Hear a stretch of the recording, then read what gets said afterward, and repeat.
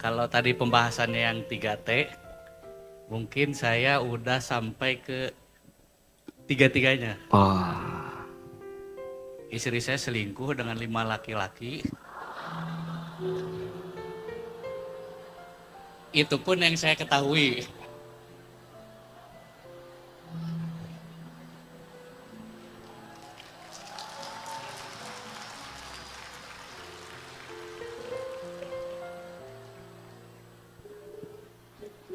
terus Saya udah nggak sedih lagi. Saya sudah tenang. deketin lagi mic-nya boleh? Saya sudah nggak sedih lagi. Saya sudah tenang. Saya sudah menetapkan. Dan saya juga sudah tinggalkan. Memang berbulan-bulan jatuh bangun. Luar biasa gitu. Saya juga masih getar gitu kalau cerita ini gitu. Tepatnya 1 tahun yang lalu lah. Saya nggak punya rasa curiga, saya nggak punya rasa prasangka buruk ke istri saya. Mungkin ada di sini istri saya. Enggak mungkin di sini juga. Nggak mungkin ke sini juga. Nggak mungkin. Takutnya. Iya, terus Ya,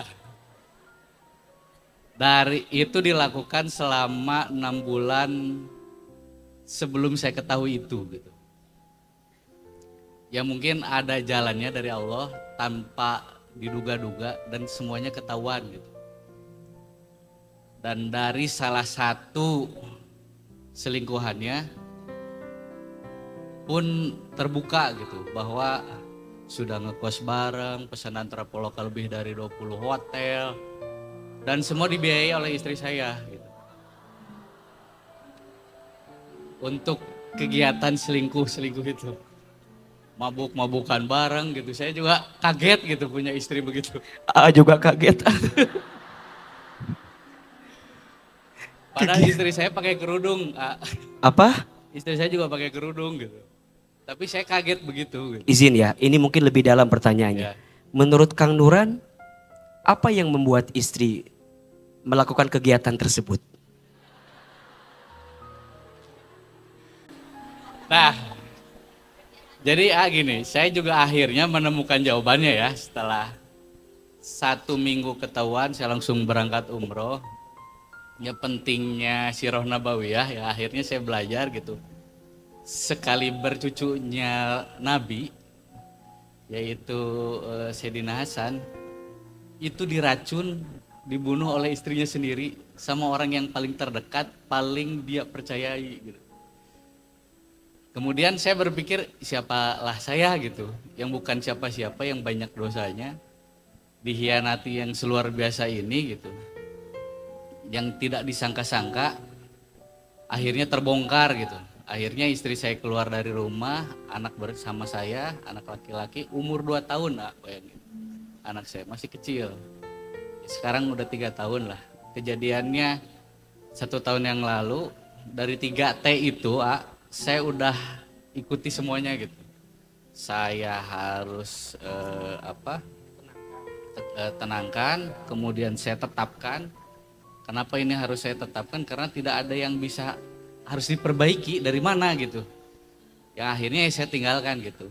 Jadi fase sedih, galau, gulana itu saya udah lewati semua. Cuman dari hal ini saya belajar bahwa bersandar kepada manusia itu sangat mengecewakan gitu. Satu sisi yang saya pelajari bersandar. Satu sisi Al-Quran sebut manusia itu makhluk yang lemah. Satu sisi sebut manusia sebagai makhluk yang sempurna. Akhirnya saya nemuin jawaban gitu bahwa ketika kita bersandar ketidaksempurnaan kepada manusia, maka kita juga tidak akan sempurna. Berbeda halnya ketika kita bersandar kepada Allah, maka kita akan menyempurna gitu. Nah, cuman yang jadi pertanyaan saya, ini mungkin terjadi mungkin untuk kita semua. Yang saya ketahui bahwa yang namanya tadi ruh kita itu kan melekat dengan akal, dengan perasaan kita. Nah rasa kekecewaan ini apakah akan terbawa sampai nantinya di di akhirat, kemudian dihisab dan yang lain atau seperti apa? Karena yang saya takutkan cuma satu, barang siapa yang memutuskan tali silaturahmi maka dia tidak akan mencium wanginya surga. Itu barangkali Baik, baik, Masya Allah. Baik, izin. Kang Nuran sekarang hubungan dengan, berarti udah mantan? sudah mantan. Sudah mantan, baik. Dengan mantan istri seperti apa hubungannya? Karena bagaimanapun beliau adalah ibu dari anak. Betul. Seperti apa hubungannya kalau boleh tahu? Saya kalau urusan itu anak saya kalau mau ketemu misalkan, silakan gitu. Saya nggak pernah menghalang-halangi. Cuman saya nggak mau ketemu gitu. Gimana ya rasanya?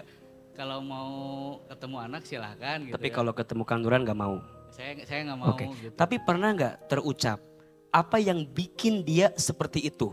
Atau mungkin Kang Nurannya yang ada kurang, atau memang dia melihat sisi lain di laki-laki lain? Alhamdulillah saya kan secara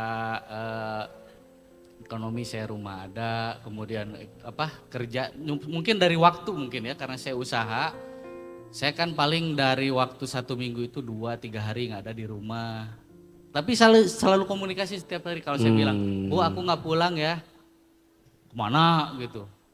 Dan kesalahan terbesar saya ngajarin mobil dan ngasih mobil itu. Jadi ketika dia punya mobil, kemana gitu, ke tempat-tempat hiburan malam kayak gitu lah. Itu kesalahan utama itu ya. Ngajarin mobil gitu. Nah, jadi ini sekaligus Akang teh mau cerita ke kita bahwa yang begitu teh bukan hanya laki-laki ya. Iya. Perempuan juga ada. Ada. Istri Anda gitu ya waktu itu ya. Yang mantan. Begitu. Mantan ya dulu ya. Ya karena maksud saya ketika itu semua terbongkar. Iya. Ini kan bernikah ini bukan urusan saya dengan mantan ya. Iya. Tapi kan antara dua keluarga besar Mohon, ya. iya. Semua kecewa, semua nggak sangka. Tapi ketika di pengadilan agama nggak ada kapok-kapoknya gitu. Minta emas 50 gram, minta A, B, C, D, C gitu. Tapi pengadilan juga kan nggak ini ya nggak sembarangan memutuskan. Memutuskan hanya dapat 2,5 juta gitu. Karena berkasnya juga komplit sampai di akhir kita hadirkan saksi selingkuhannya jadi saksi di persidangan. Dan semua dia kan.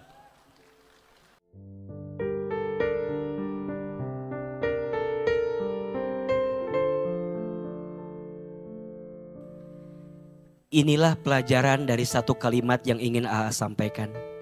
Lepaskan dia yang toksik, siapkan ruang buat yang asik.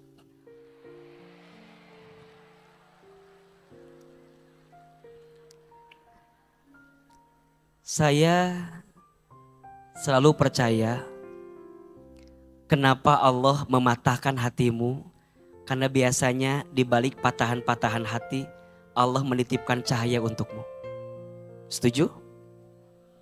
Kang Nuran memang tidak mudah.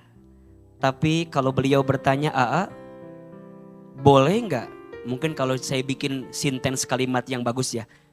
Boleh nggak aku menjaga jarak dari orang yang pernah menyakitiku? Mungkin begitu kalimat pertanyaannya. Kalau memutuskan jangan. Karena nggak boleh. Barang siapa yang memutuskan silaturahmi maka dia bukan golongan kami. Tapi mungkin kalimatnya boleh nggak menjaga jarak dari orang yang pernah menyakiti? Boleh tidak? Kata siapa? Kenapa sok tahu begitu jawabannya? Jawabannya menjaga jarak itu bukan memutuskan silaturahmi. Menjaga jarak itu artinya menjaga hati agar hati tidak tersakiti berkali-kali. Setuju? Kadang kita harus menjauh dari orang yang pernah menyakiti bukan karena benci, tapi karena hati butuh sembuh setelah disakiti berkali-kali. Maka tadi Kang Nuran khawatir, saya takutnya jiwa dan rasa begitu kebawa. Enggak Kang, Akang perlu sembuh Kang. Karena kalau Akang masih open dan Akang masih lihat, gak mudah Kang buat maafin orang itu. Makanya kalau ada yang tanya, boleh gak aku unfollow orang yang nyakitin aku? Cek saha. Ih, kumaha sih jawaban teh? Boleh tidak? Boleh. Karena kalau makin lihat terus sakit kan? Iya enggak? Ngeblok kontaknya, unfollow sosmednya. Karena kalau kita masih merawat dia ada di situ, kebuka lagi sakit lagi.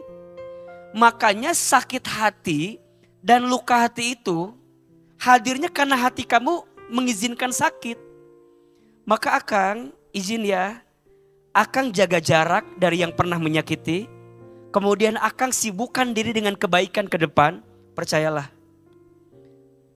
tidaklah Allah mengizinkan hatimu sakit kecuali Allah mengizinkan hatimu lebih baik daripada sebelumnya. Apalagi laki-laki itu kowam kan. Makanya tadi AA tanya ya, apa yang membuat perempuan seperti itu? Ini mungkin juga general ya, saya mau jawabnya agak general. Ya, kalau ada orang yang berpaling, kita tidak serta-merta, dalam tanda kutip ya, tidak serta-merta menyalahkan. Dia udah pasti dia masalah. Tapi coba belajar, apa yang bikin dia berpaling? Mungkin tidak hadirnya kita, mungkin kurangnya kita, sehingga ada bab introspeksi untuk bisa mendapatkan kebaikan di dalamnya. Pelajarannya, agar nanti jika Akang bertemu lagi, masih mau nikah enggak Akang? Kok kayak tegang begitu ini teh ya? Jika nanti Akang bertemu lagi dengan perempuan yang jadi jodoh Akang, Akang belajar bahwa aku jangan mengulangi kesalahan aku yang kemarin. Sehingga membuka peluang yang sama, ujungnya jatuh juga di jurang yang sama. Belajar pelan-pelan ya. Belajar mengikhlaskan, memaafkan, dan meninggalkan. Udah bagus. Dan kita kadang-kadang jangan khawatir ya. Untuk melepas pergi orang yang pernah menyakiti. Terlalu berarti hati ini untuk disimpan. Dan menyimpan hati yang pernah menyakiti. Setuju? Hati kita tuh kayak ruang. Kalau ruangnya diisi dengan sakit, maka kita tidak akan punya peluang mendapatkan kebaikan. Maka ruang di hati itu kosongin. Kosonginnya dengan cara apa? Belajar menerima kebaikan lain yang Allah siapkan untuk kita. Jadi insya Allah Akang tidak akan dibawa sampai akhirat. Karena urusan dunia mah cukup di dunia. Tapi nanti setelah akhirat Akang harus belajar lebih tenang aja. Karena yang akan berjumpa dengan Allah adalah hati yang tenang. Ya ayyatuhan nafsul mutmainnah irji'i ila rabbiki radiyatan mardiyah fadkhuli fi ibadi wadkhuli jannati. Akang yang paling mahal itu hikmah dari setiap masalah. Maka Akang temuin hikmahnya dan beliau luar biasa. Setelah disakiti beliau pergi menuju Allah umroh. Ini luar biasa. Jadi catat ya. Kalau kita pernah dikasih masalah dan dengan dikasih masalah membuat kita lebih dekat sama Allah, sesungguhnya kita sudah sembuh dari masalah yang sedang kita hadapi. Karena ada orang yang ketika lagi dikasih masalah malah jauh dari Allah. Ada tidak? Ada. Maka bersyukurlah semua yang hadir siang ini di sini, Masya Allah. Dari depan sampai belakang, AA percaya hadir dengan ujiannya masing-masing.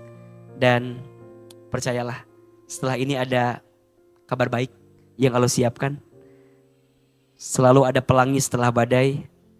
Selalu ada bahagia setelah kesedihan melanda dalam hati kita.